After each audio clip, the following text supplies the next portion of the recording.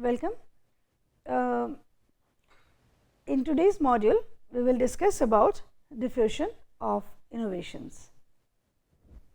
And diffusion of innovation I will cover up in 3 major sessions. One is diffusion of innovations 1, where I will discuss about what diffusion of innovation means and what are the elements of diffusion process. Second, I will talk about the adoption process, and finally, I will talk about the influencing factors of the diffusion of innovation and the role of opinion leader in that. So, I talk about the concept of diffusion of innovations. The diffusion of innovation refers to the propensity of new products, practices or ideas to be stretched among people. So, diffusion may be referred as an inclusive course concerned with the reach of a new product. Alternatively, it may be known as innovation from its producer to consumers.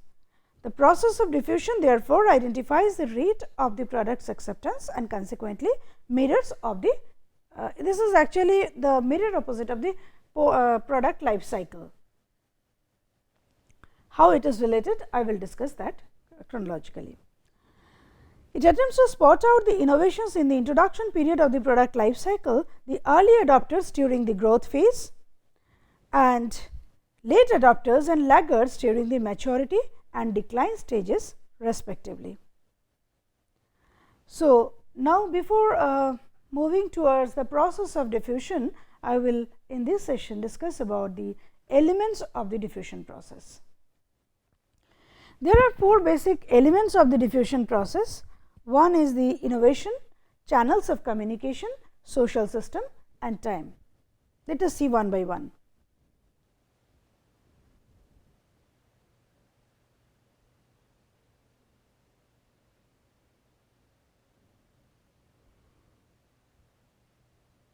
So, first we will elaborate the first concept here, which is innovation.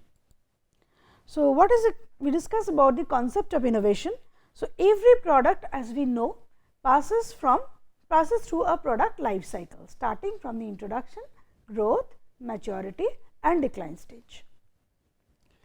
So, it is a concept of product life cycle is actually a well knit with the occurrence of diffusion of innovation. In fact, it has already been observed in Wahl's classification when I have discussed that time that when a new product is launched, not all consumers are likely to first adopt it.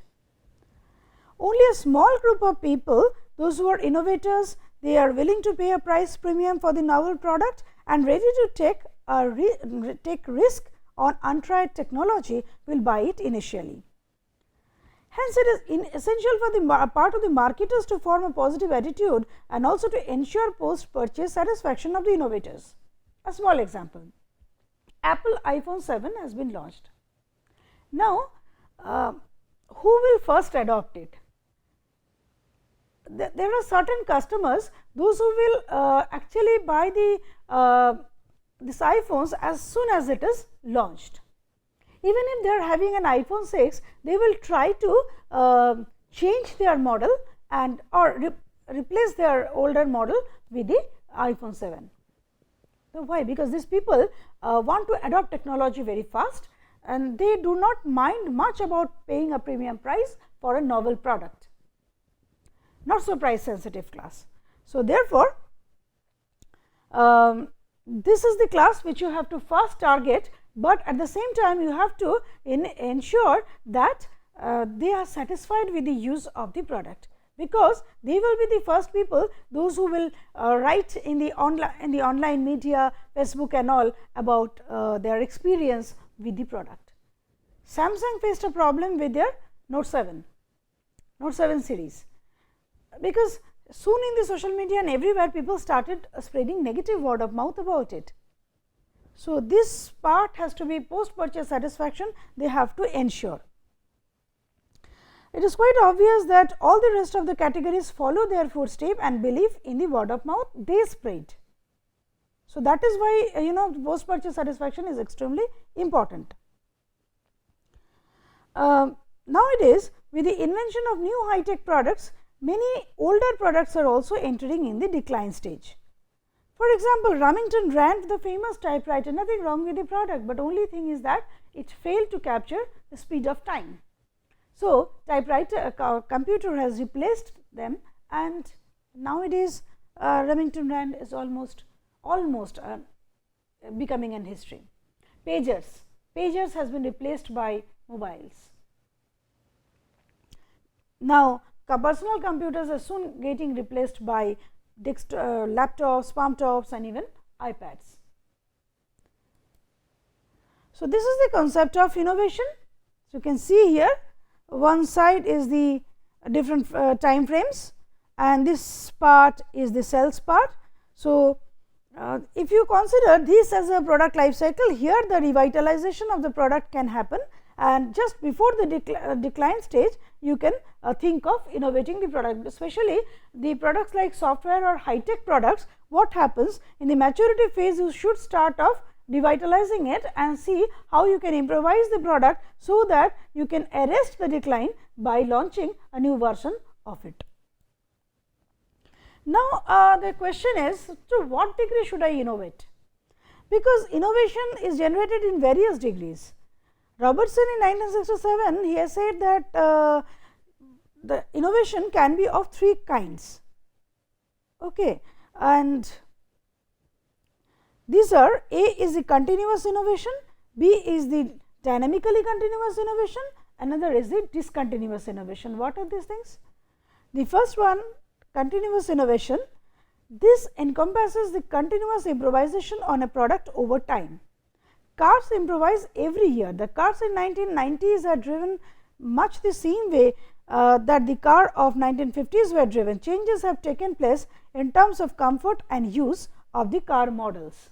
So, the driving principle is same, only maybe the manual gear has been replaced by power gear, and power steerings or power gear has actually now it has also resulted in gearless cars, and obviously we can also see the invention of the driverless cars or driverless cabs, which is coming up. So, these are basically continuous innovation. Purpose is same, only you are keeping on improvising the things. Even your iPhones or even the Samsung is launching different kind of mobile handsets, this, or Godrej Boys is launching different refrigerators. These are basically improvisation from one version to the another version.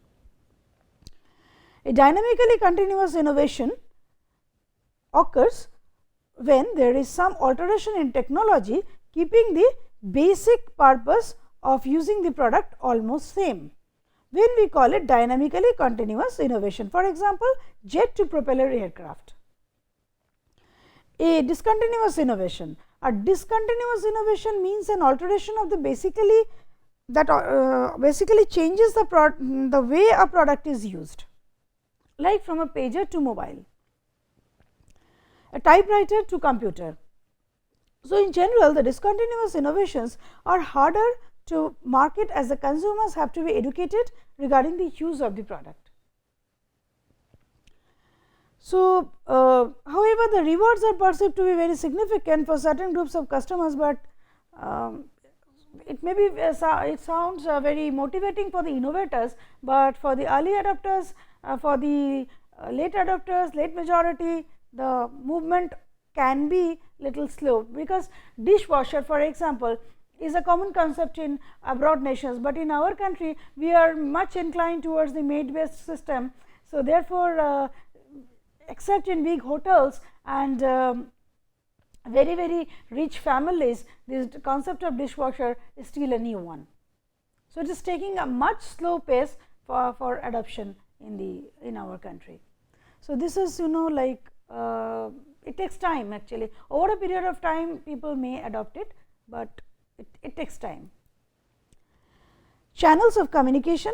So, marketers looking for diffusion of their innovations usually concentrate on how the product related information is extended to the target group through different channels of communication. Once the awareness is shaped and more information reaches to the market, the early adopters develop their interest on the product. So, they usually depend on their friends or relatives to assist on their new product evaluation process. Now, here particularly in nowadays there is a concept called electronic word of mouth. Okay, it is rather opinion we say rather than opinion, which means now we are all of us, most of us are rather connected with the in the social media. So, whenever we want to buy a new television, new house or something, we keep on discussing about that with our friends in the social media, and their opinion matters. Whatever they are saying about a locality, whatever they are saying about a particular builder to select a house, that matters to me, and that is known as spreading electronic word of mouth. And let me just intimate you that studies have indicated that negative word of mouth is actually much more stronger than, I mean, it influences the customers much more than the positive word of mouth. So, the marketer in this case, I mean, if they really want that the product should move from the innovators to the early adopters or beyond that, then they have to see at each level what kind of word of mouth is getting generated and how they can control that factor. That is an emerging area of research. So, as I have said, one is like this from the electronic media, where you can take opinion from your opinion leaders as well as from like your friends and peers, but also you can take information from impersonal sources, which means that you can see different kind of promotional materials, companies' websites to collect more information about it, and there could be some other interpersonal source like reference group. Dhoni is say promoting Boost, so I am inclined to buy Boost. So, it may be like that also. If a celebrity is endorsing a particular brand, maybe he is in my reference group, aspirational reference group, and I am following that. Opinion leaders maybe, opinion leaders sometimes like one of the paints company long back, what they have did, they wanted to go for a rural penetration. So, in the rural penetration they found that people do not have the habit of buying a branded color. So, as an initiative they have just painted the Sarpanch's house free of cost. What is the advantage? Many people actually visit the Sarpanch's house off and on. So, the information will be communicated because Sarpanch himself will become an opinion leader, because you have motivated him by providing a free painting of the house. So, this is how you can motivate them, say, or particularly for medicine sales, the medical representatives, they motivate the doctors to prescribe the medicines, or they motivate the chemists to keep the medicines in their particular shop. They are not dealing with the direct customers, that is the patients or patient parties. They are dealing with the doctors, because I will buy a medicine what my doctor prescribes me. A student will buy the textbook which the teacher prescribes, and in the same logic the publishing houses are actually meeting the teachers first and the librarians first, rather than meeting the students, who is the ultimate consumer. So, hence, because the teachers in this case are the opinion leaders. So, hence it is clear that at this point the exposure to marketing communication through mass media, newspaper, television, etc., is quite higher amongst the early adopters than the late adopters. Now, there is another factor called social system. A social system can be defined as a physical socio-cultural environment to which people belong and within which they operate. For example, for marketing a new brand of herbal tea with special medical benefit like Organic India tea, the social system encompasses the physicians of the country who may serve as opinion leaders to consume the brands. One of the brands like Sensodyne, they portray a doctor as an opinion leader in the television commercial. Image of doctor, of course, the role of doctor. Thus, the social system develops an age within which the diffusion of any new product is supposed to take place. The acceptance and rejection of new products in a social system largely varies with its own values, own norms, own practices. A more modern social system diffuses the innovation quicker than the conventional system. And quite a lot of particular product categories have case histories that exemplify significant problems of adoption process. But some actually companies, they have identified very unique and very attractive promotional process, attractive use of social system in the promotional process. Here I will tell you about the battle of Scotch Brite kitchen scrubber. So, Minnesota Mining and Manufacturing Company 3M, they have actually launched Scotch Brite in India in 1990. And Scotch Brite is basically, we all know by now, it is a scrubber slowly that time it was slowly entering in the Indian kitchens. The brand principally targeted the upper class and the middle class households of the country, as it was an innovation in Indian context. Rather than facing competition with the rival brands, its main competition was with the traditional practice of washing the utensils. The principal buyers were the homemakers, and they never considered this kind of scrubbers to be an essential products. They, in the urban India, they were habituated to using plastics, nylon scrubs and steel wools for heavy utensils with a soap bar, and that used to suffice their purpose. In the rural India, coconut fiber was used as a common scrubber by the rural housewives. So, now the key barrier of the brand is to penetrate the market primarily because the existing dishwashing practices was their primary hindrance. So, what they did is they made a very interesting move. They identified that let us first penetrate in the urban area first, because urban area since they are technologically a little more advanced. So, the adaptability might be little more. So, that was the understanding, and that is why what they did is in the urban area, to motivate the housewives, because they knew that in the urban area the housewives are actually not washing the utensils, most of the time it is the maids who are washing the utensils.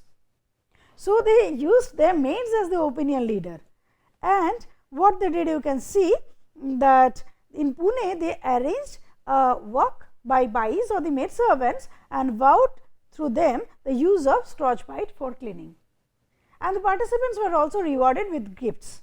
So, therefore, it was a kind of very nice movement by this 3M by using maids as the opinion. They used them in Pune as the opinion leaders, so that the product penetrate in the urban households quickly. Then another influencing factor or the element of diffusion of innovation is the impact of time, that is the purchase times.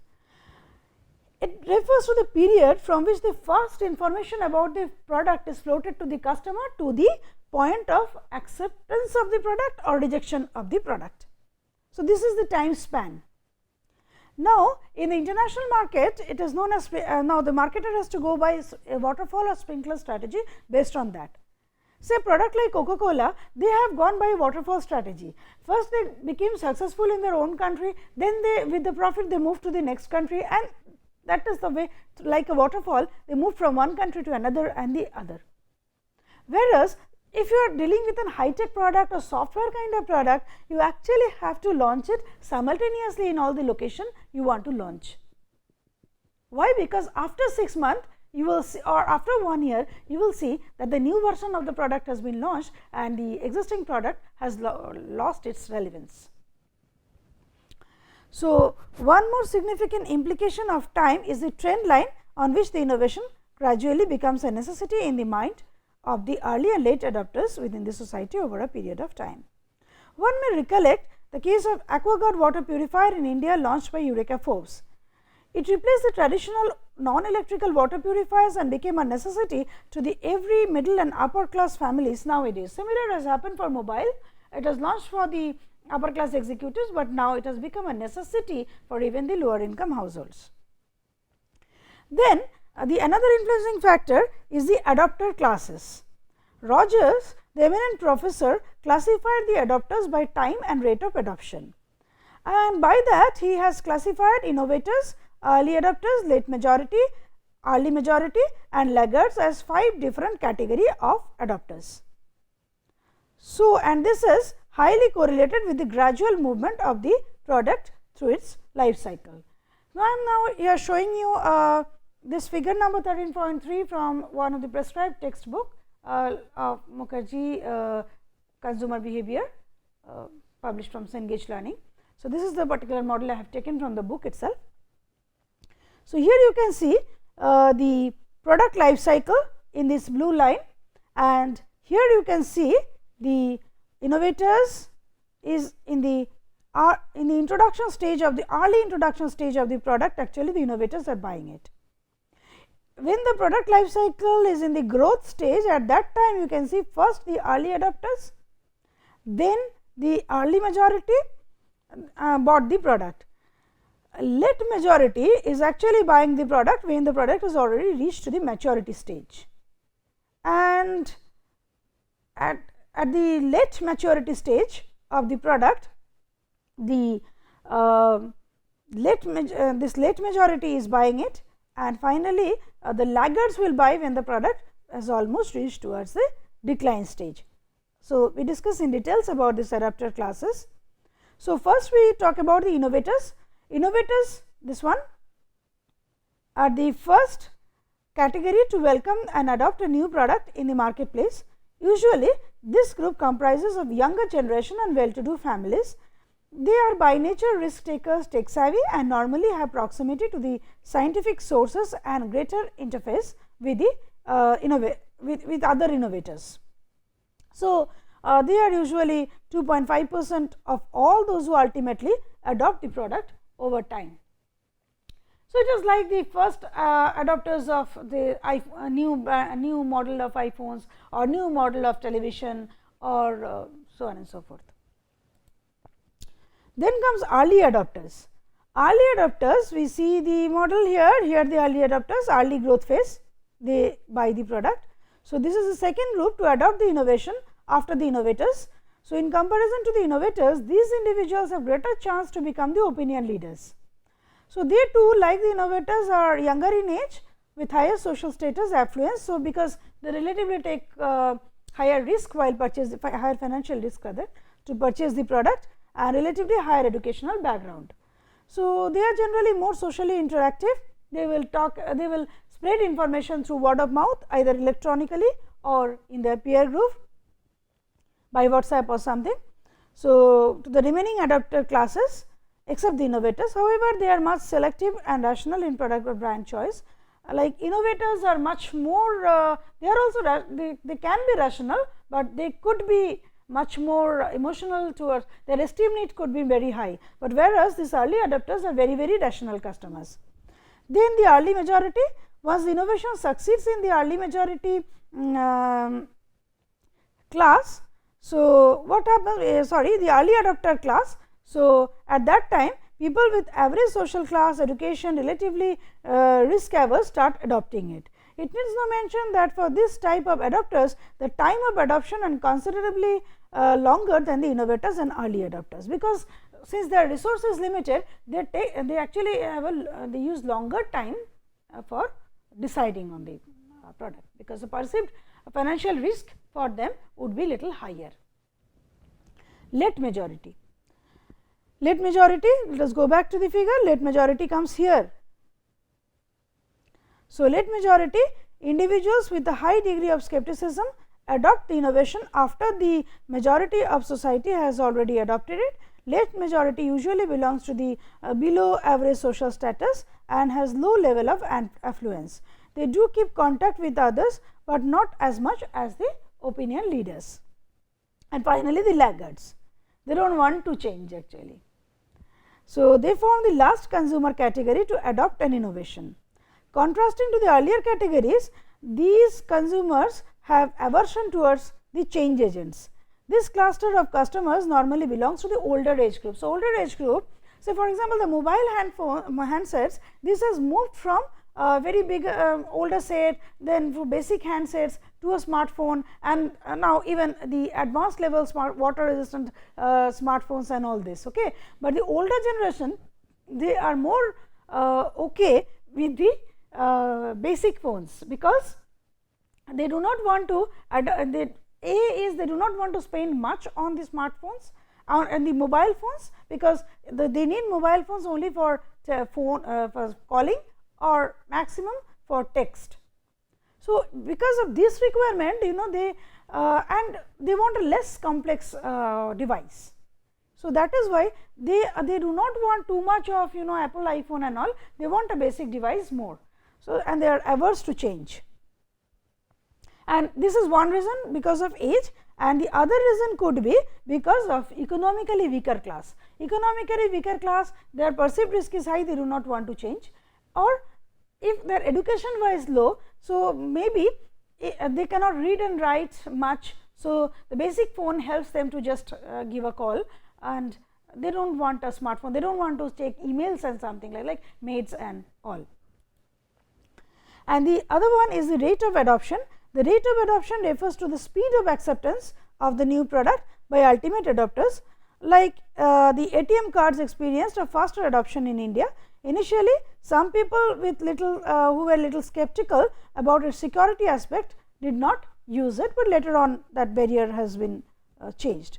So, nonetheless, the adoption of credit card was not a cakewalk like this. It was as complicated as the chicken and egg paradox. From the retailer's point of view, it had no meaning to accept the credit card until it became a mass phenomenon. On the contrary, the consumers looked for only those cards which were largely accepted by most of the retailers. So, consequently, it was also essential to expedite the process of roping large corporate accounts into the net. So, these attempts made the credit cards acceptable by both the retailers and the consumers. Nightclubs and discos, it got spread very fast in our country as soon as it entered. Because of its striking urban lifestyle, it has caught the attention of the youths, well-to-do youths of course. And however, the bell-shaped curve we see here, point of saturation, percentage of diffusion reaches to the higher level. Saturation is an S-shaped curve because it reveals the snowballing of the adoption across the customer segment, but the saturation point is the greatest fraction of the consumers probable to adopt the product over a certain time period. In case of television in the Indian subcontinent, the saturation level in the desired target market is almost 100% gradually. So, nonetheless, at times innovation may not be adopted also. For example, it may not be the case of medical insurance in the country, because the young people, those who have less propensity to ailment and their income level is also low, it is unlikely that they will try to enroll in any medical insurance scheme unless they are forced to do so. So, the adoption rate where in the television is almost 100%, mobile is almost reaching towards saturation, but medical insurance is still lacking somewhere here. So, this is all about the elements of diffusion of innovation, and thank you. We will meet in the next session with the process of diffusion adoption.